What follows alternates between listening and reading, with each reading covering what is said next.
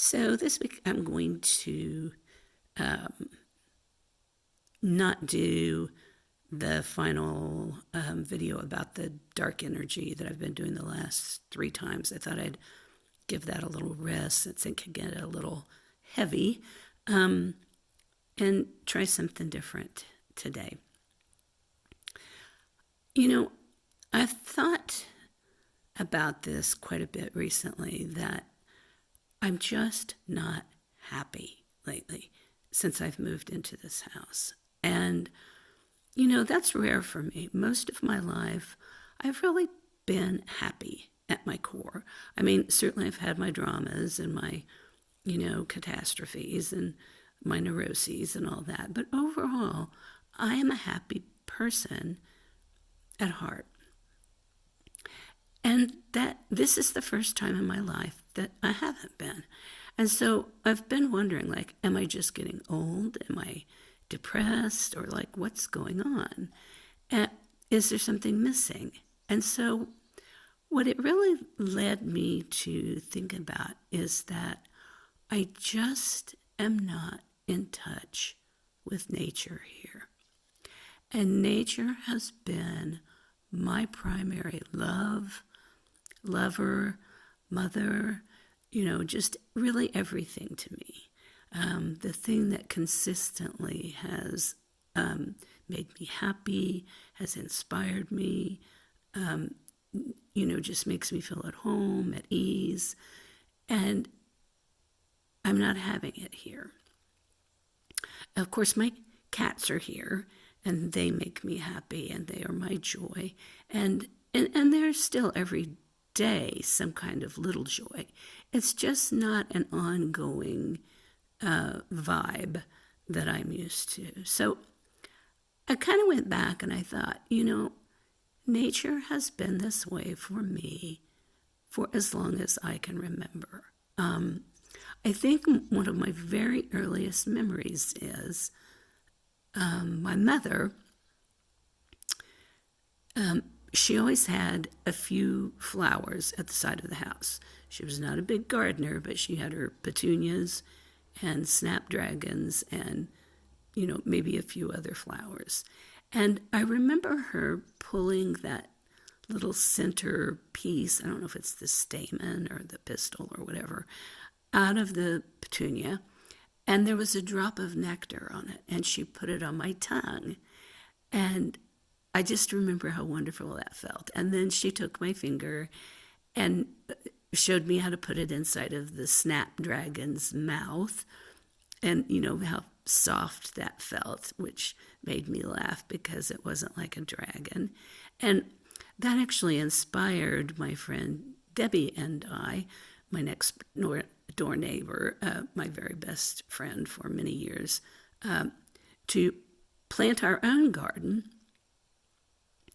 which resulted in our mothers running out screaming because we were sitting in a patch of poison ivy. But fortunately, we didn't get it. So anyway, those were my first experiences with nature.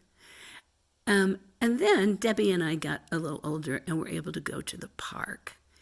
And just, oh my gosh, I can remember riding our bikes and, the wind in your hair and the sun on your face and getting on the swings and swinging really high, and that sensation of, the pull, the way that feels when you drop down in a swing, and going up and looking up at the big trees, and climbing the trees. There were some really beautiful big old trees there at the park near us when I was little. So that was my next memory of nature. And then we moved. Sorry for the engine noise there. I hope it doesn't intrude too much. One of the reasons I'm not happy here, there's always some engine going on. That's my neighbor with the tractor. Anyway, then we moved to a place that would be probably right up there, either the best or the second best place of my life in terms of nature. And that was this lake, a lake that around, like about half of it was surrounded by forestry. And then there were houses on it. And oh my gosh, so many wonderful experiences there, laying out in the sun, which I know makes people cringe today, but I was an ardent sun worshiper when I was young. I loved the feel of sun on my skin and the smell of, Hawaiian tropic or copper tone or whatever. And we had a boat, and I could go out or else just get on a raft and drift out into the lake and just float for hours. I literally remember floating for hours to the point that at night when I got in bed, I still felt like I was floating, the way you do after you've been on a ship and you feel like you're still walking weird. I would float, and then I would get really hot, my skin really warm, and then just roll off into the water. And, just do somersaults and swim underwater, and that wonderful feeling of weightlessness. And then get back up and have the sun, dry the coolness off of you. And the lake was just like my mother. It's where I spent all my time. Even at night, I would sneak out at night and go for long walks around the lake. And the moon would, be shining down on full moon nights. And there would be honeysuckle in the air, and the air would feel warm and soft. And there was this one point that I would go to and sit out on and just look at the moon on the water. And it looked sometimes like an hourglass or like a martini glass, the shape it would make. And I would always think when it sparkled, it almost was like there was a sound to it, like little bells or something is what I imagined. But and in the winter, it would freeze over, and there would be these big whoops it would make at night, and beautiful patterns on the ice. And anyway, like I said, it was like my mother. It was everything to me. I would ride on my mini bike around the lake. My Siberian Husky would be chasing me. And then we would stop at the base of the hill that went up into the forestry and walk up it and then go for walks in the forestry. And there were just all these trails. And I remember this one where there were pine trees on each side, and it smelled like pine. And the earth was covered in the needles, and they were soft, and it was just magic. So that was, probably where my deepest love of nature began. And then, I started having the bad relationship that I talked about in one of my last two videos. And I really did not get to experience the lake as much because I was so tormented and consumed by that. But when I wasn't with him, I would go to the lake and I would sit on the front porch and I would listen to the birds, or I would sit on the back porch and just rock and look at the lake. And, it still was there for me, even in the really bad times. I know I felt like I had to get there every weekend. And he played in a band, and after I stopped going with him, I could just be at the lake. And so it took care of me. And then after I left him and got older, and I ended up moving to Washington, D.C. And that was the time of my life in which I had the least interaction with nature. But I still found ways to get my nurturance from nature, walking down to the mall, where there are lots of big trees, and going into the museums, and then the different memorials have beautiful grounds around them and the cherry blossoms. And I'd walk up to the zoo, which was a really long walk from my apartment, and a beautiful walk. And you went over this bridge to look down over a river, and I would stand and watch the water go by. And then when you got to the zoo, of course, had just lots of trees and greenery and paths. And with the wild animals, I used to like to go and watch the wolves, although it made me sad because their enclosure just was not big enough. But anyway, I did find nature even there. But it wasn't long before it just really, even though I was partying and enjoying the city and, going out at night, I just got to this point where I felt like, I'm going round and around here and it's not me. I'm missing something. I'm not happy. I need to be somewhere green again. There's too much concrete. And so I was looking through the city paper thinking maybe I could find an apartment up by the zoo where there were the big trees and it was greener and, just kind of more pleasant. And then I saw this ad that said 360-degree view of wetlands and the Chesapeake Bay. And it went on to talk about a tower, and I just, it sounded like something out of a fairy tale. So I had to go see it, even though it was quite a drive from D.C. Once I moved there, it was anywhere from an hour commute to, it could be 2 hours if there was something that happened. But anyway, I didn't know that at the time. And a friend of mine drove me down there, and I walked up the steps to the tower. It was 3 floors, and then the top was all windows surrounding it. So I walked up to the top there, and it was like, just being hit in the face when I got to that top floor. I was stunned. It really was like another world or walking into magic or, fairyland. It was just, looking out over the bay, and there was an osprey nest right there off the land. And one was on it and it would take off, and ospreys make this peeping noise that don't really go with their large, fierce-looking selves. But anyway, and then if you looked over to the left, there was the marsh, and I saw a heron wading and egrets. And I just knew that I was going to live there one way or another. So I got my car out of storage, and I made the deal. And I said to myself for a year, I wasn't going to party. I wasn't going to date.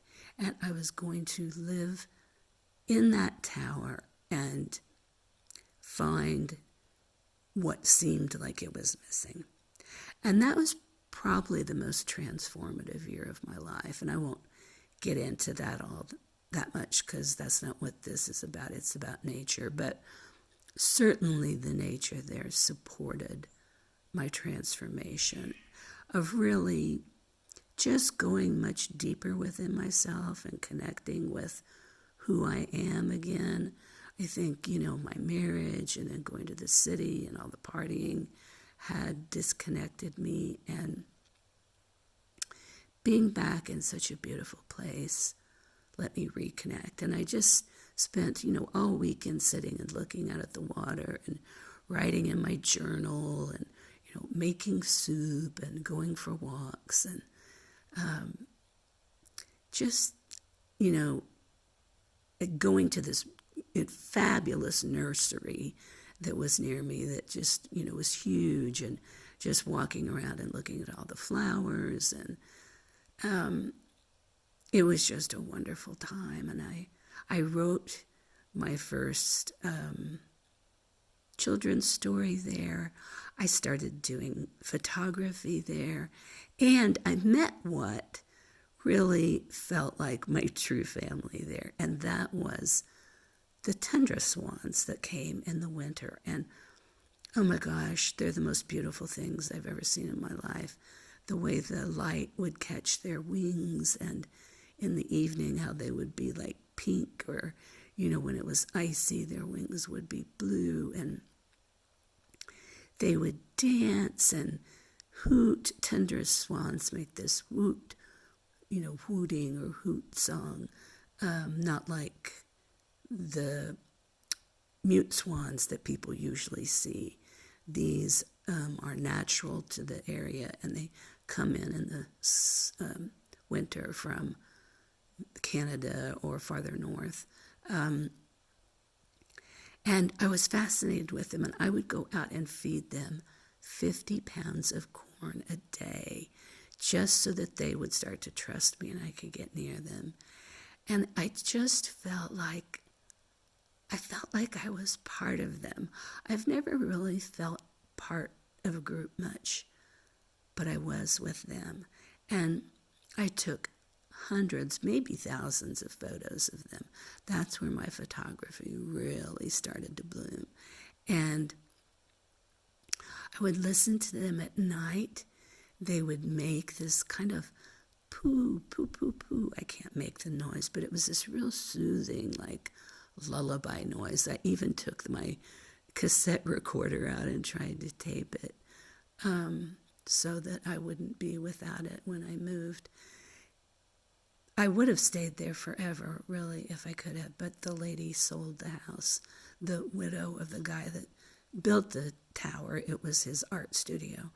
And so I did move, and I bought my first house on the bay.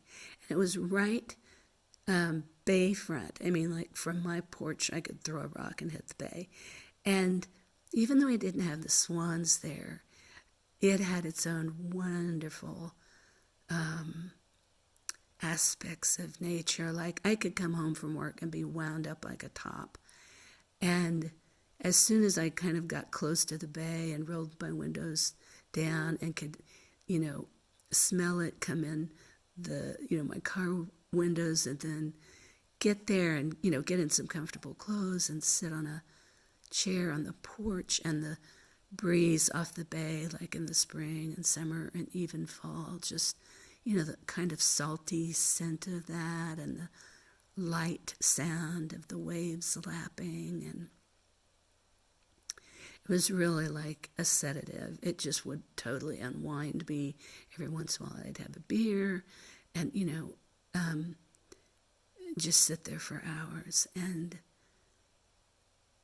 then in the winter, all of these migrating ducks would come. I mean, it was like a Dr. Seuss book or something. I had never seen such things in my life, just all colors and wild-looking heads, and some with blue feet, and, that was wonderful too. And I would sit up on the top level of my house and look out the big window. I had my desk there, and on weekends I would sit there in the winter and write in my journal and drink my coffee, and Tiger, my cat, would lay on the table in front of me and bask in the sun, and I would watch the ducks, and the sunrises there were beautiful. I could see the sun come up out of the bay, and you could hear the oyster boats chugging really early in the morning, and again hear the ospreys. And I don't know, the Chesapeake Bay is a magic place. I loved it there. I loved, just, again, I was just so nurtured. And between Tiger, my cat, and the bay, I just felt, again, just, even more and more connected to what I was really about, and writing in my journals. So that was also a wonderful time. And then that house got taken from me by a hurricane. And, I actually spent some time, a year, at a house that was on 60 acres that even there, oh my gosh, even the weeds there were incredible. These beautiful weeds, I don't know what they were called, but they would have these berries that were the most outrageous color of blue and purple. And there were these kind of big valleys that would get frosted over with dew or ice in the winter, and the light would make like rainbows over, through that. And so I did a lot of photography there too. And my movement started at that place. And my movement, I think, was really inspired by nature. I would breathe and let movement flow through me, and it would have a very wave-like feel to it, kind of unwinding and moving. It's hard to describe, but I know that that came from my time on the bay and, just being in the midst of all of that kind of isolated wild land in that great big old haunted house that I lived in for a year. And then I moved to my house that was not near the water, but was like a tree house. It was, the upper floor was the living space, and it was completely surrounded by trees. And there were screen porches all the way around and a big deck. And it literally was like I was a little squirrel living in my squirrel house, in the top of the trees. In fact, I could watch this. One day I got to watch a squirrel building its nest, which is an amazing thing to see. They go up and down and up and down and up and down with, a stick every time. And, they put one here and then they readjust it and make another one there. And there were so many birds there, and I fed them every day. I had bird feeders everywhere and all the bird song. And that house was probably my favorite house of all. That house just really felt like it loved me, and I felt at home in it. There might have been other places in nature that were maybe better because of the water, but the house itself I loved. And then after living there for a while is when I almost died and spent a lot of time in the hospital, where there was no nature except when I finally could get up and walk with my walker down the hall. There was one tree out in the parking lot. And I remember I would, shuffle my way down the hall and look out the window at that tree, just kind of to remember that nature was out there somewhere. And when I got out, I could barely walk or do anything. I was so weak for so long. But my friend took me down to the Patuxent River, and there's marshes there and, walks that go through the marsh. And he said, when you can drive, just come here and sit. Find somewhere and sit. And, you don't have to go for a long walk, but just sit, and it will be good for you. And so I did that. And boy, was he ever right, because that was the next love of my life, the marshes and the Patuxent River. And that's probably where I did more photography than I ever have in my life. I spent hours and hours down at that marsh. I mean, there were so many things going on.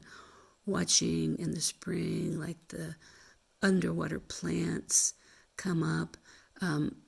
They weren't water lilies, but they were like water lilies. They would be rolled up and just like a deep rosy pink. And then as they started to come out of the water, they would be a rose color and heart-shaped, and then they would turn green. And just, dragonflies, like every color of dragonfly, gold and neon blue and like really vivid green.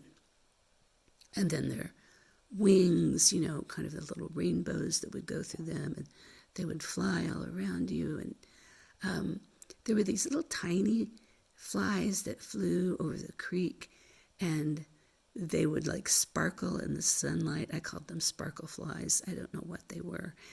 And, I could just sit and look at this one creek that went over these different colored pebbles, and when the light would shine off of them and the shadows on the creek bed just made these wonderful patterns. And, it was just never ending. I got pictures of the herons and the eagles and ospreys and there was this one part of the marsh where I can't remember the name of the tree, but the needles were red when they came off, and then they would rot in the water and make rainbow patterns, like gas does on water, but it would be from the decomposition. And these just amazing, like, neon blue and pink and yellow. I thought it was gas at first, and I told the rangers, and they told me, what it actually was. And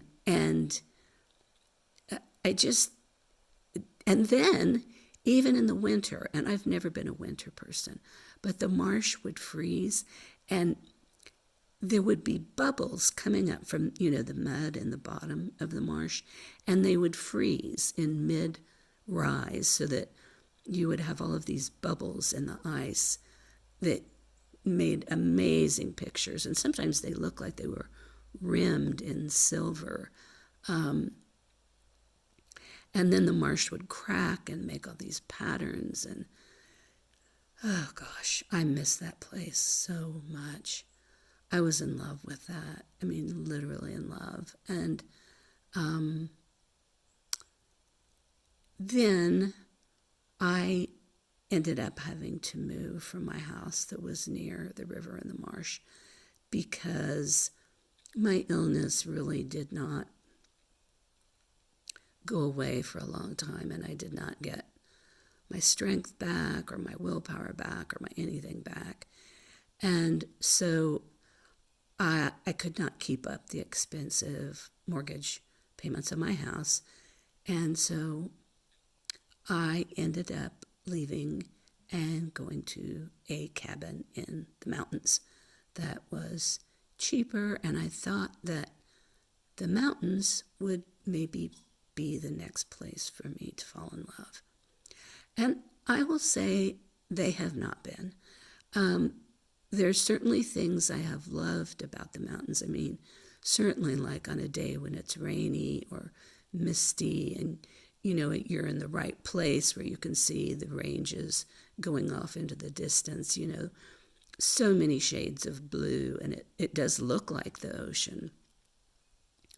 And there are rivers and creeks, but a lot of the creeks are on private land, and the rivers are not that easily accessible, unless you're on them, like whitewater rafting or kayaking, which I'm not big on. And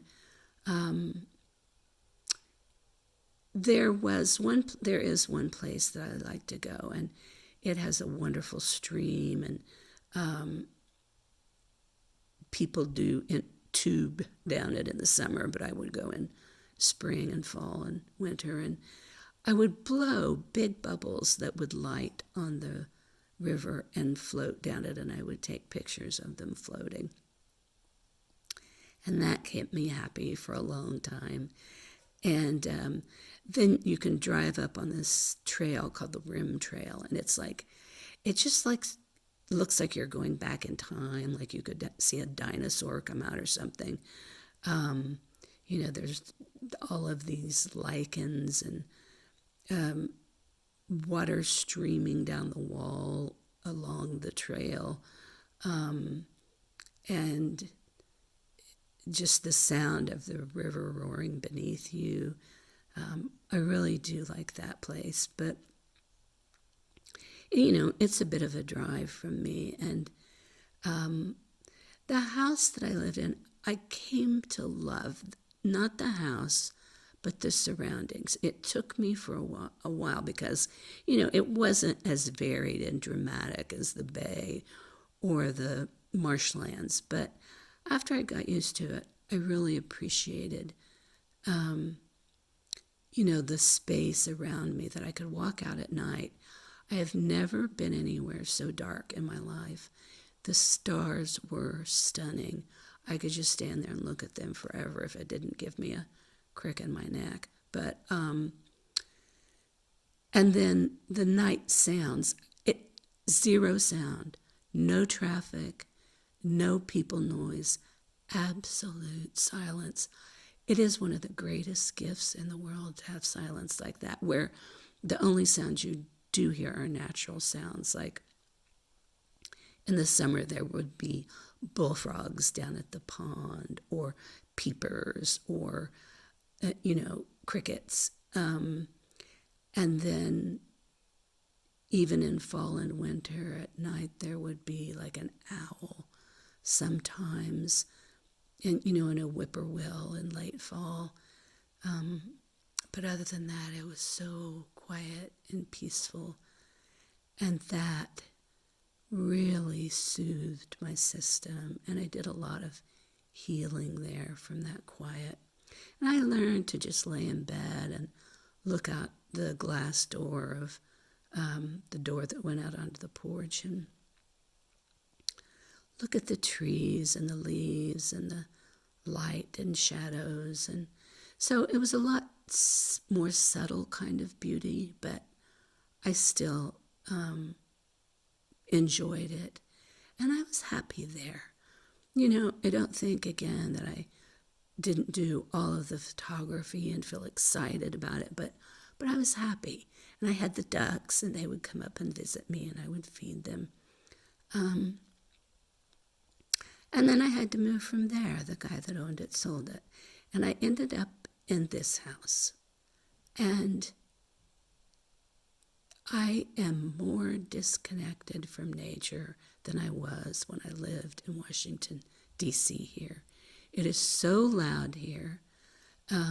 The people that live across the street from me, I think I've mentioned it, he's got every engine in the world, from tractors to bulldozers to leaf blowers to saws to something that hammers on metal when he works on cars. I mean, it's just firecrackers in the middle of November, shooting guns. It's just constant noise. And, I do feed the birds and they sing, but it's almost like they're drowned out by all the other noise. And, this is the country, and it's still like so noisy. And the people, like when they talk, they kind of yell at each other, the people when they're outside. And then the house itself, the deck has a lot of rotting areas, so I can't just walk out on it at night and look at the sky. And even if I could, there are more trees here that kind of block the sky, and there's a lot of bamboo, which is crazy. It's like when you go outside, it's hard to walk because there are all these shoots coming up, and they're like something out of a monster movie. They grab you by the ankle and trip you. So it's like I just feel like even going outside doesn't feel desirable or easy or fun. And so I feel like that's why I'm not happy right now. I don't have my love. I don't have my lover. And, I know that people have all different kinds of loves, or what really, I know people can have lots of loves, but usually they have one primary one, the thing that really makes their life worth living, or what drives them, what juices them up. It could be being an artist and creating, or it could be being of service to mankind, like being, a fireman or a nurse, or a missionary. It could be being an adventurer, traveling around the world, or climbing mountains, or, hiking the Appalachian trails, or it could be love of people, love of your family, your wife, your husband, your children, or just love of people generally. But for me, I think it has always been nature and my cats. But the big one that has been throughout my life is nature, and I'm not connected to it. And I know in my mind I should just be able to be happy wherever I am. Like if you meditate and go deep enough, you can really feel connected to yourself, and that is most important. Yet, for me, I think to feel nurtured and happy on a daily basis and experience joy, I need to be in touch with nature. And so I know I've got to get out of this place. I've really got to make myself look at the, ads, talk with the real estate agents, get on Zillow, do all the things that I hate doing, but I've got to do it because this is not my place. And I have learned some big lessons here that were not pleasant. And I hope I've learned them enough that this place is ready to let go of me because I'm ready to let go of it. And if I haven't learned them all, I hope that I do soon. Because I do think sometimes that we are in different places to learn things. And until we learn them, we'll just go through the same thing wherever we go again if we try to escape without learning them. So that's my story for today, that, I think joy and being connected to yourself is so important. And doing whatever it is that makes you feel that way, or being wherever it is that makes you feel that way, don't think that that's not important. Don't lose track of that. Keep that uppermost most, because I know we have to work. I know we have to make a living, but we're also here to experience joy and love and do what we care about. So that's what I have to say for today, and I hope that you are in a place that you love or doing something you love and, feeling connected to yourself. And I'll talk to you again soon.